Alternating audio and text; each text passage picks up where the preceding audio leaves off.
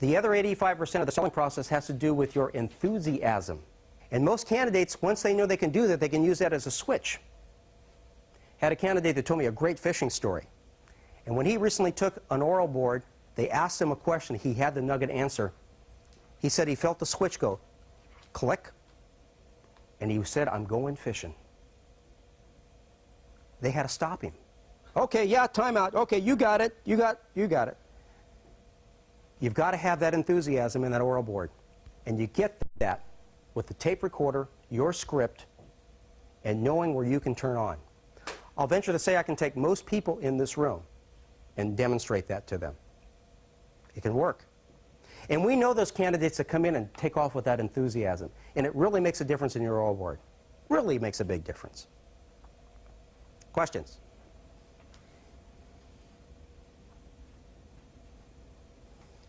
The oral board raters. On a regular basis, I'll have candidates, they say, well, I was in this oral board, and the oral board, they dropped their heads, they were looking out in space, yawning, I thought they were trying to trick me. What does this all mean? He was uncomfortable. Yeah, probably you were uncomfortable. It probably doesn't mean anything about you.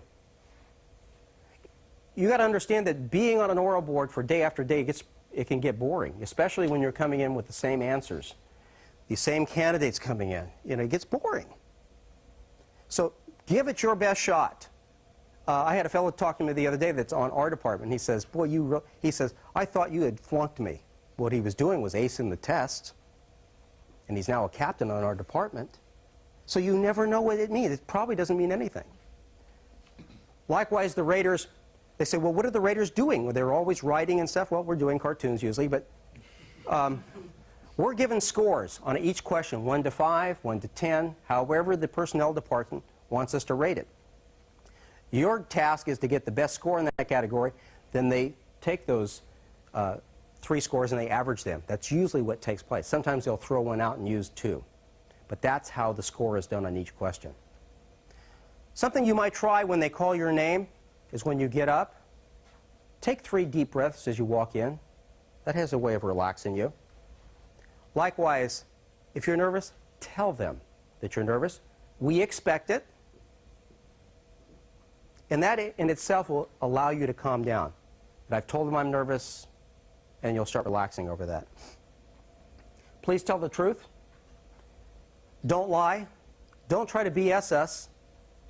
We invented BS. If you try to do that in an oral board in 20 minutes, what are you going to do in 20 years? If you don't know the answer to the question, tell us you don't know. Don't try to make something up. You're not as good as we are at this. These are questions that you could be asked. Tell us about yourself. Has anybody had that question asked on an oral board? Yeah. It could be asked. It's not asked all the time. It's an icebreaker. What many candidates do, a fatal mistake here is they dump the whole load. And once they get done with that, I had a candidate in private coaching the other day.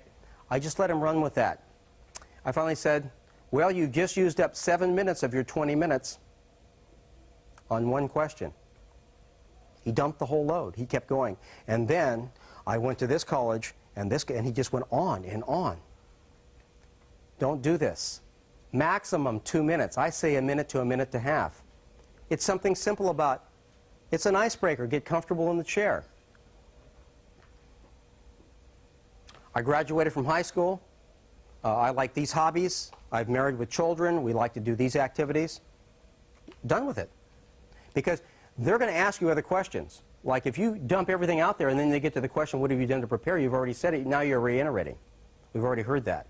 You've already used up your 32 seconds and you've already put us to sleep. Had a candidate that was going for an oral board. He was actually a firefighter already. It was a lateral position. And he gives me those kind of clone answers. I want to do public service, give back to the community. By the way, if you want to use those answers, what are you going to do if they say, well, what are you doing for public service now? Where are you volunteering your time now? Can you feel your stomach tightening up? Well, well. So this one candidate, he's giving me this information. And I said, well, time out here for a second. How did you really get interested? What sparked your interest to become a firefighter? He said, oh, well, I grew up in Oakland, and this is where he was going for the lateral oral test, by the way. But we moved to Shasta, where I graduated from high school, went to hotel management school in Reno. That didn't work, so I moved back.